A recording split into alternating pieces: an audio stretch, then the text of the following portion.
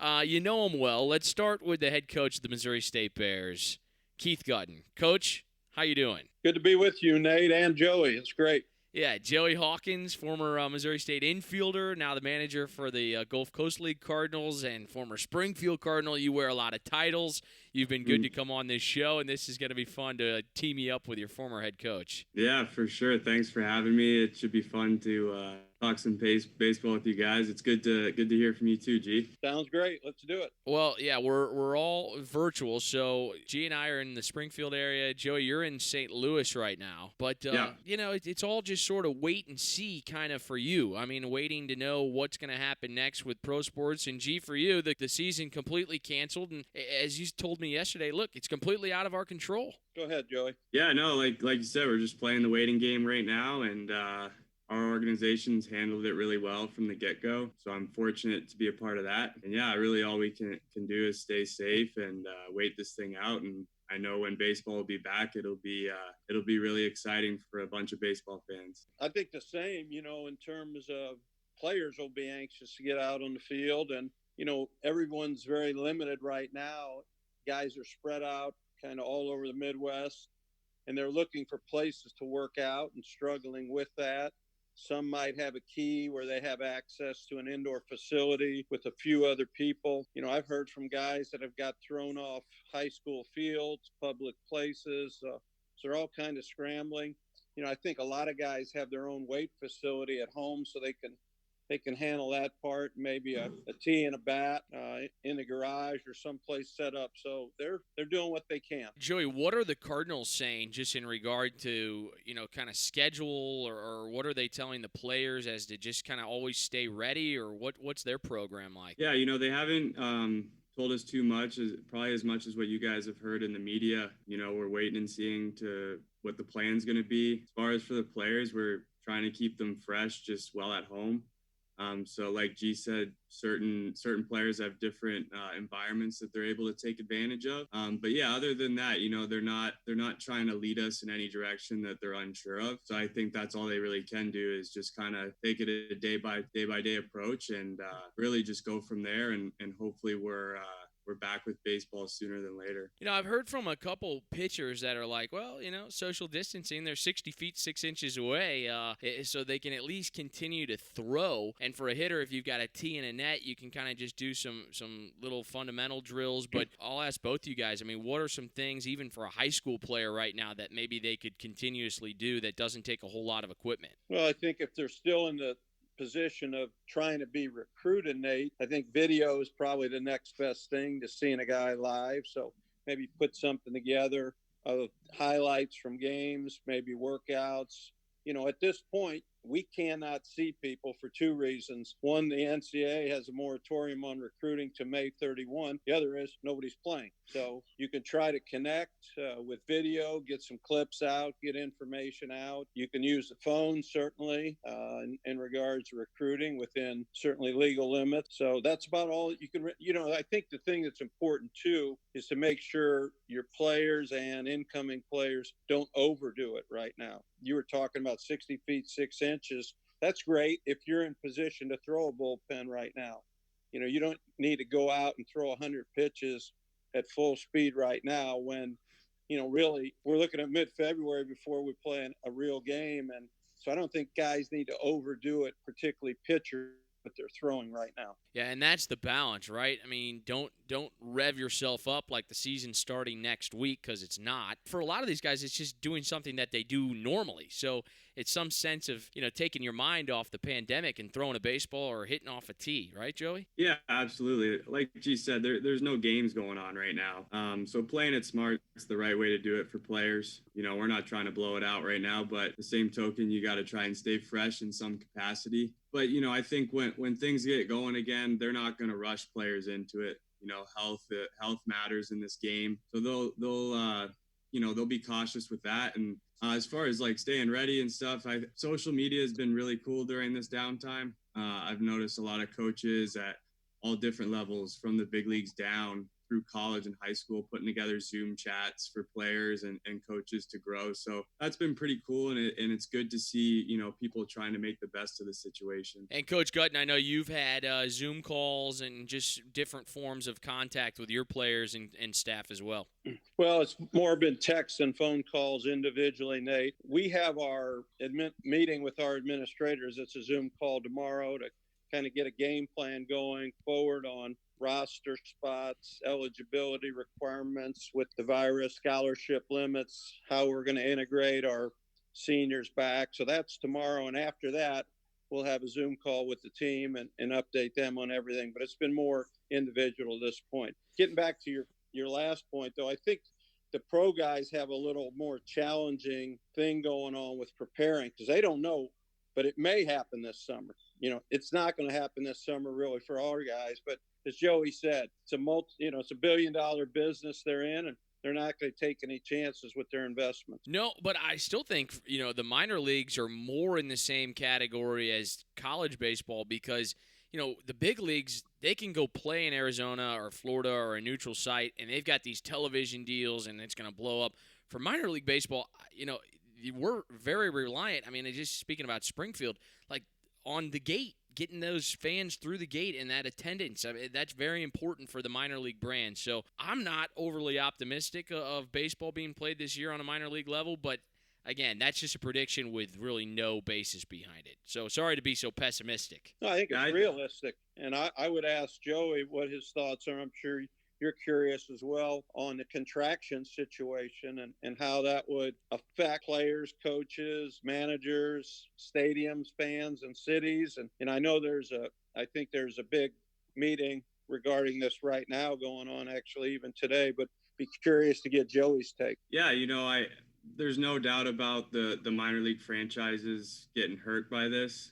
It's going to be tough for them to bounce back. And I think the reality of this is minor league baseball is probably going to look a little different moving forward. So the fun part of it from our end as, coaches and coordinators and front office staff in this situation is when we get back to whatever we're planning to do this season or the fall or whatever, it's going to be our ability to be creative and try and still get that competitive edge. It's a result-driven business, and everyone's in the same boat. So really, when we get back, how can we separate ourselves and whatever's thrown on our plate as far as number of affiliates or timeline or number of players, whatever it might be, we got to be ready to be creative with these players and make sure that we're still developing them to ultimately get them to St. Louis, because that's still the goal. And I don't see the big leagues going away anytime soon. No, and you've got the benefit of the minor league games could be played in the fall, actually, from a weather standpoint in a lot of places.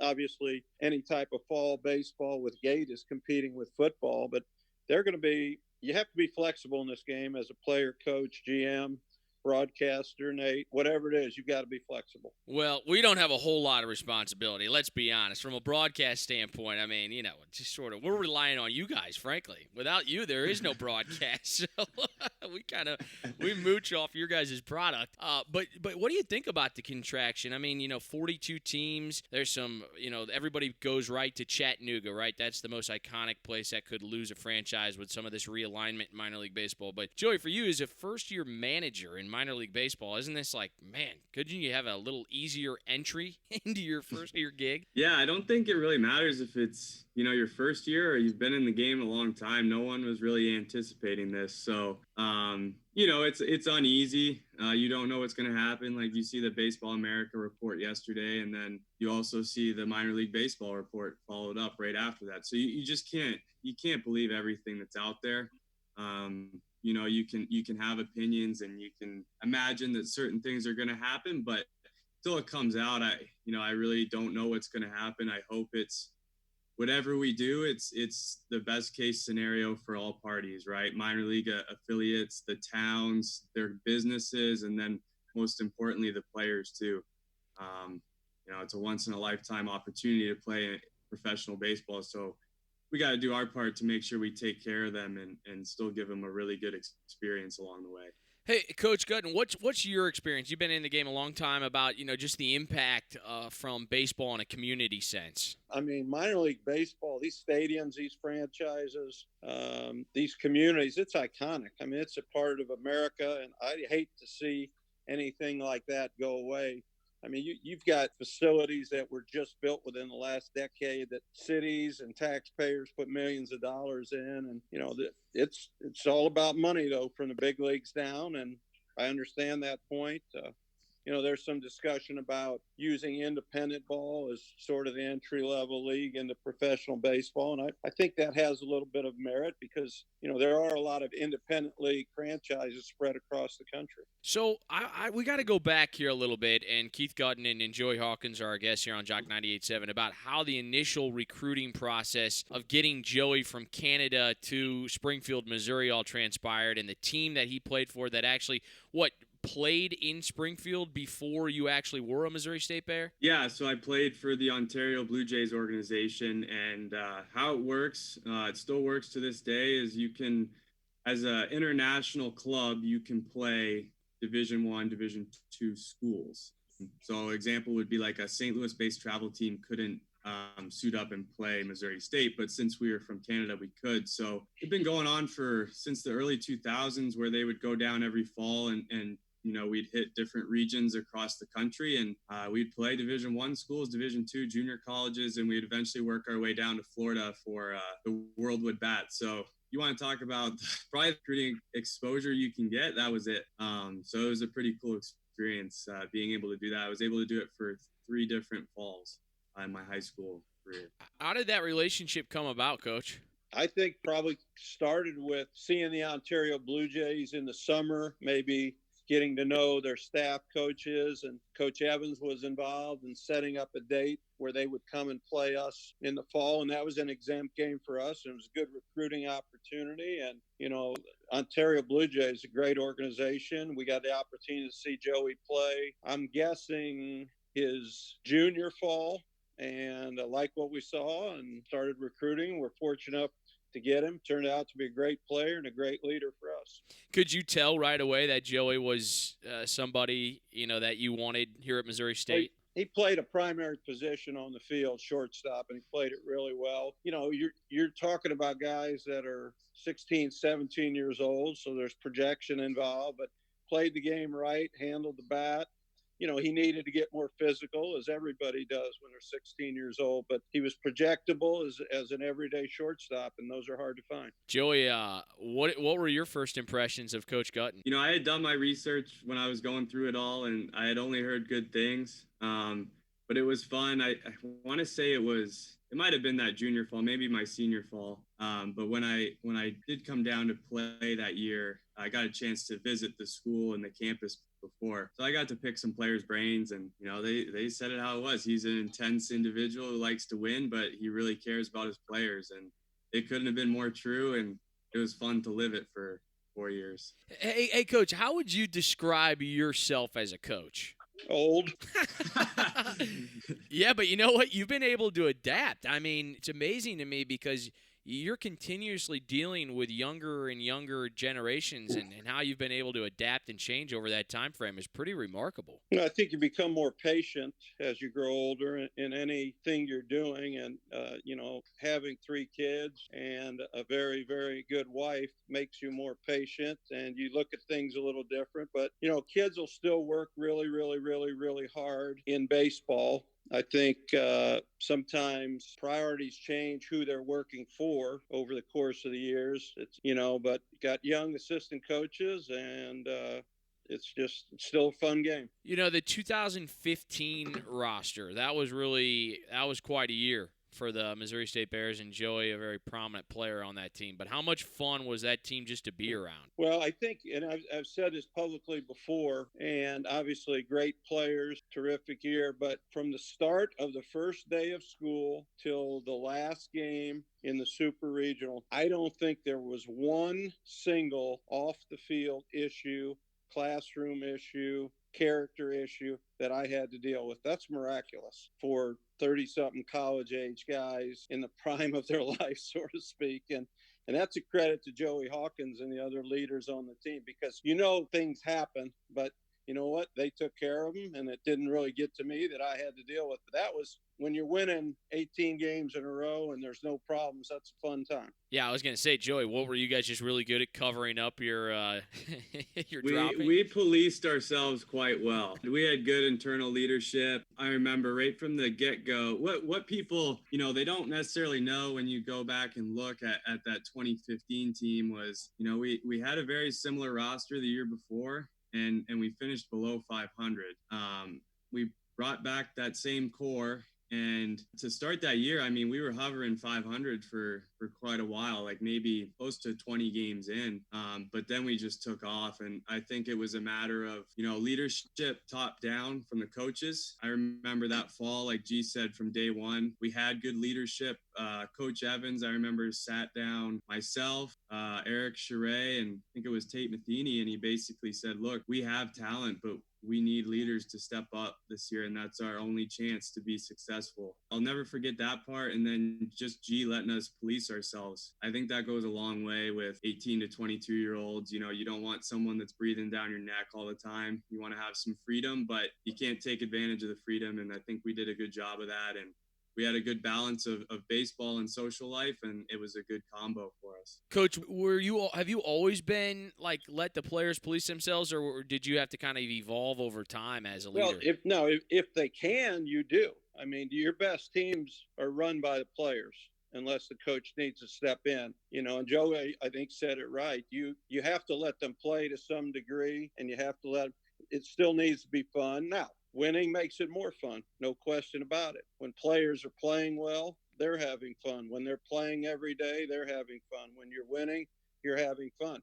When those things aren't present, it's certainly not near as fun. But that group had a lot of what I call ball players, guys that had an understanding, whether it was running the bases or playing defense or handling at a bat. They were very good at that part of the game. Yes, we had great talent. We had 4 All-Americans on one team.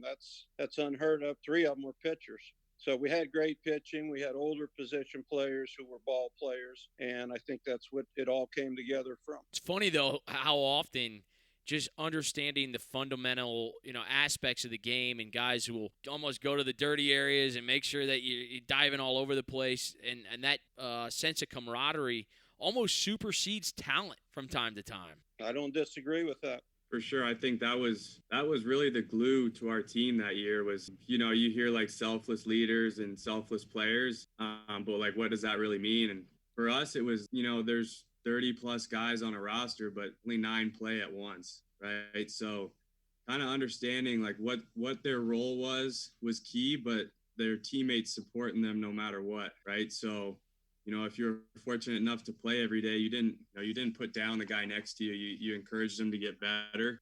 Because another thing that people forget about that year was we got hit a little bit with injuries at times. Eric Charet was one of our best players and broke his ankle and was out for literally pretty much the whole season. So guys had to step in, and pitchers went down at certain points and came back. So it was just a full effort. It was fun to be a part of, and like G said, winning's fun. Aren't the bus trips fun? I mean, I know a lot gets made of it, but that's really where a team gets to gel and kind of unite as one. Oh, yeah. The greatest story from that year is early on, we were supposed to play in Dayton, Ohio, and it was just like dump snow that weekend. And, G worked his magic last second. All right, we're going to Atlanta.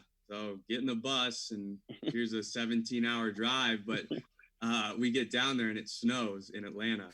We play on like high school field at like 8 a.m., like just grind it out type of weekend. And when we were coming back, one of our relievers, Zach Mercy, who's like the funniest guy ever and just like kept the guys loose all the time, he made the Joey Bunce Twitter account on that bus ride. And, I don't think he ever thought that thing was going to get on ESPN, and he was getting, I think he got interviewed. His only interview in college for the newspaper was for Joey Bunce. So we give him a hard time about that, but that was one of my favorite bus stories.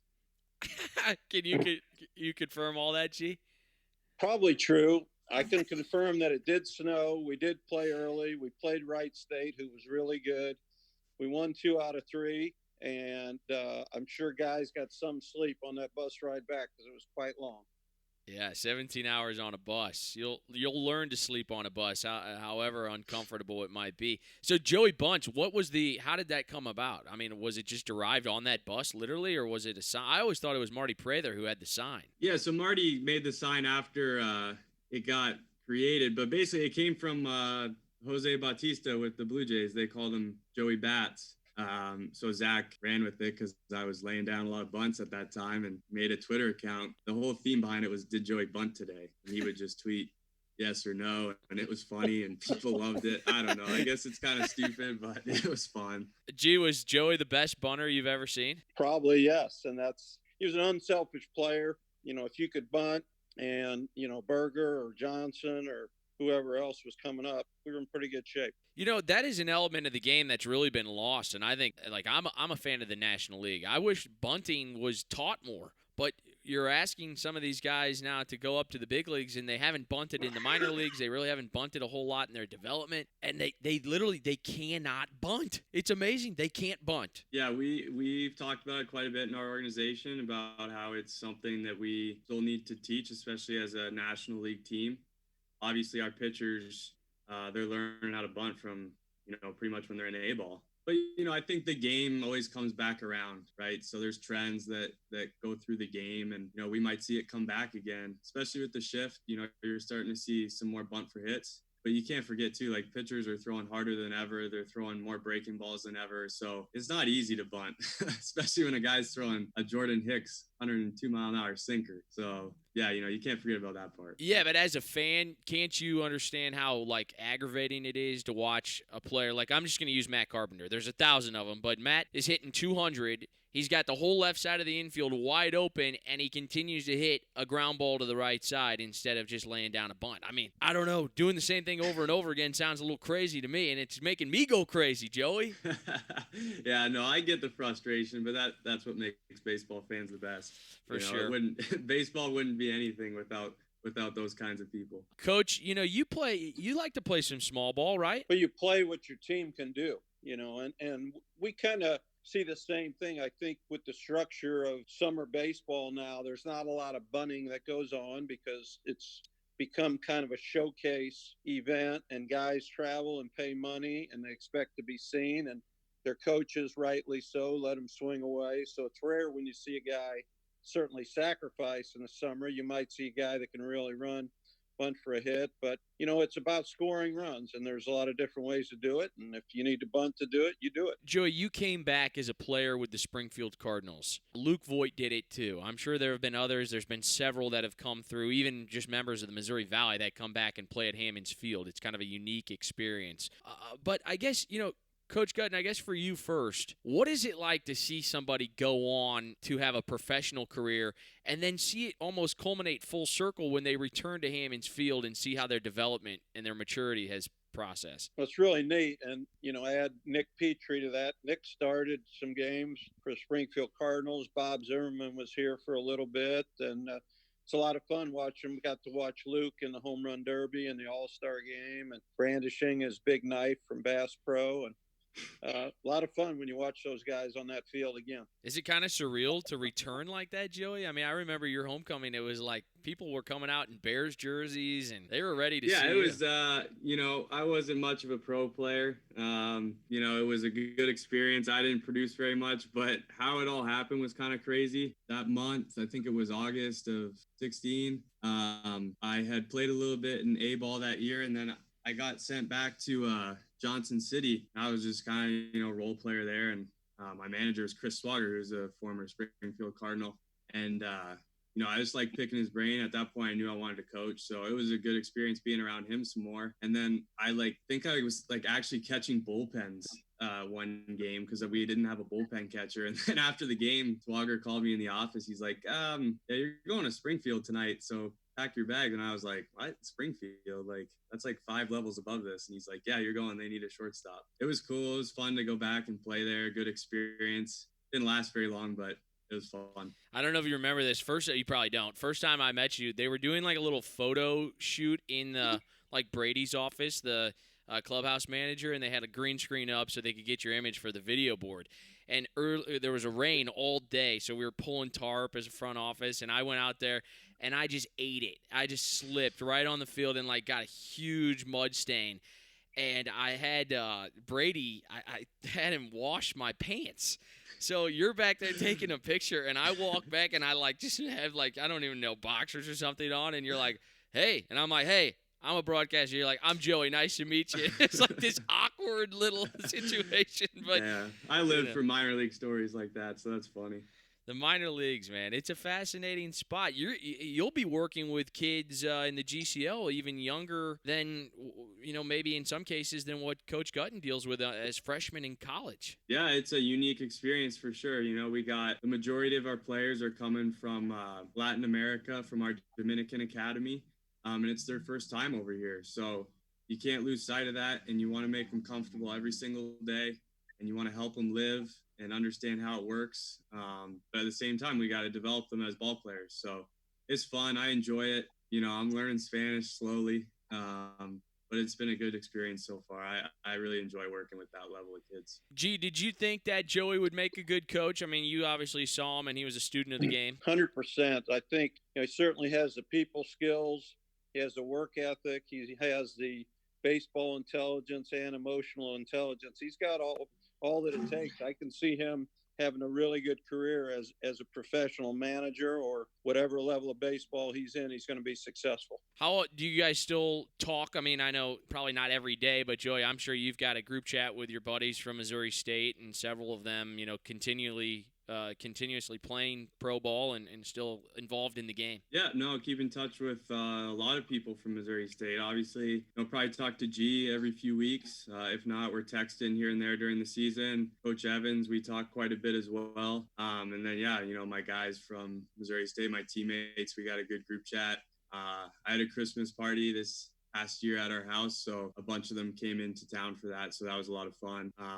And then obviously a lot of guys are still playing. I throw BP to Tate Matheny in the off season, so that's fun. Keeps me busy for 6 months, and he's a character, so I enjoy it. Tate is pretty funny. Yeah, he's funny in his own way. Like, what's that mean? I don't know. We were roommates, so I'm a year older than him too, so I enjoy picking on him sometimes. What do you think? No, me and him have a good relationship. When Tate came in as a freshman, I was a sophomore, and we gravitated to each other, and he's a really good player, had a good career there. So, we keep in touch all the time. Do you guys think, and I don't want you to put words in their mouth, but do you think there was any pressure with Mike Matheny being the manager of the Cardinals and these guys trying to play collegiate baseball? And do you think that there are any challenges to that sort of dynamic? I have a good relationship with their family. I coached Luke briefly at SLU, and it's Blaze is at Missouri State. Blaze. But playing with Tate, like I think there's pressure that comes with that situation, but also too, like Tate had one of the top sophomore years in college baseball in 2014, and then he played on Team USA. So I think that in general brings pressure, right? And you start hearing that you got a chance to go in the top 2 or 3 rounds, maybe the first round.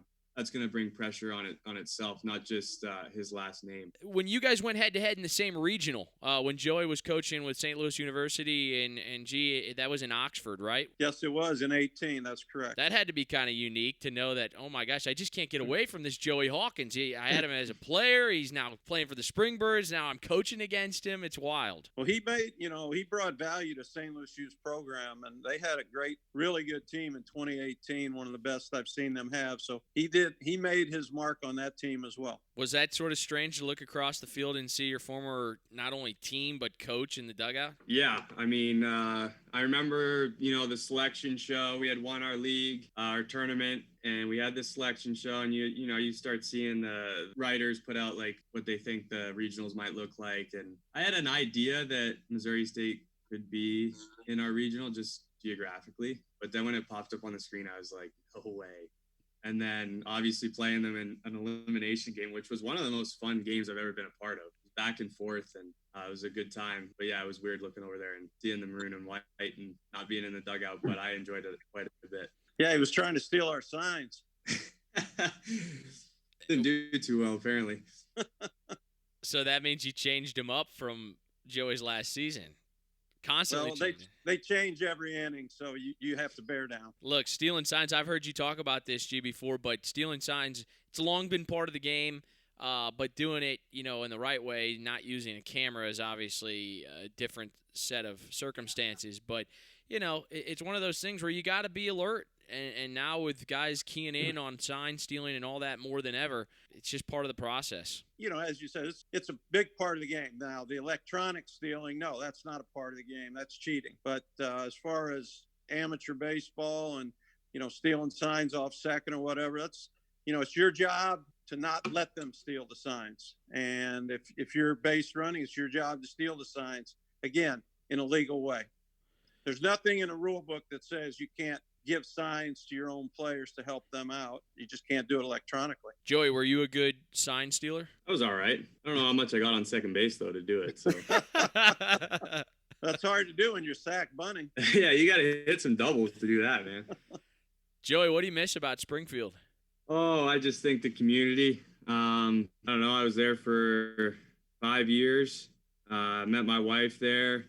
It's just tight-knit, it's a big baseball community too, big sports town, and I really enjoyed that. I'm a huge sports fanatic, so I follow Missouri State sports all the time to this day. So I just miss the tight-knit community aspect of it, and it's just a great city, and I really enjoy baseball there. Coach Guttin, what do you love about Springfield?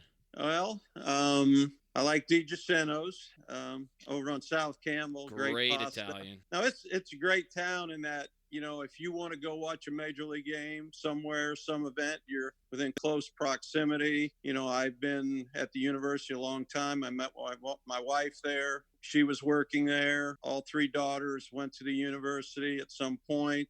So, great place to live, great place to work. Well, you guys have been gracious with your time here. Fun to kind of reunite. Is there any grievances you'd like to air against one another? You could do it now, but no, it seems like you guys have a great relationship. And well, with Joey, when you get to be a big league manager, I want you to play in our golf tournament. All right, deal. You can play in any time, but I got to pick up my prize from last year. When you're a big league manager making millions, then we really need to talk. All right, we can talk when that happens. Hey, Joey, before I let you go, your hitting coach this year, Bernard Gilkey. I meant to ask you about him, but last time, what a great guy, huh? I mean, and gee, you had to be a big fan of Gilkey growing up in St. Louis. Gilkey and I went to the same high school, Nate, not at the same time. Bernard, but I saw Bernard play in 1984 in high school. I mean, he was a dude. He was also a great high school basketball player that I think Tom McCormick drafted, local scout drafted, but great athlete, really nice guy. See him down at the stadium a lot here in Springfield. Yeah, he's great. Yeah, no, I look forward to working with him. I mean, he's a great dude. He's funny too. He makes me laugh, which is good when you're with each other for 6 straight months. But yeah, no, it'll be fun. I think I'm obviously going to pick his brain quite a bit. He played in the big leagues for a long time, and then I think he's going to pick my brain too a little bit, just with what I've learned with some new school coaching and some technology and stuff like that. It's going to be awesome. You know what? I just hope baseball resumes as soon and as safe as it possibly can for my sanity and for all the fans, because it's a great game and it's a void right now. Baseball in the summer is a constant, right? It's on the air all the time. It's on television, and we're missing it right now. And hopefully someday soon it returns. Well, unless you're a horse racing fan on TV, you're not watching any sports, because every time I look at that newspaper and see what's televised, it's just horse racing. And I'm not a big fan of horse racing on TV. I'm sorry. Unless you got a little action on it, but that's first you got to have some action to make some action. Yeah, you could take that in a lot of different ways, but I meant financially. Yes, I understand. Guys, stay healthy. Thanks for doing this. Joey, you've been great to come on this program several times. And, you're a constant. So appreciate you having me, Nate. Joey, take care. Yeah, thanks for having me, Nate. G, be well. We'll talk soon. Sounds good, guys. Bye. Thank you.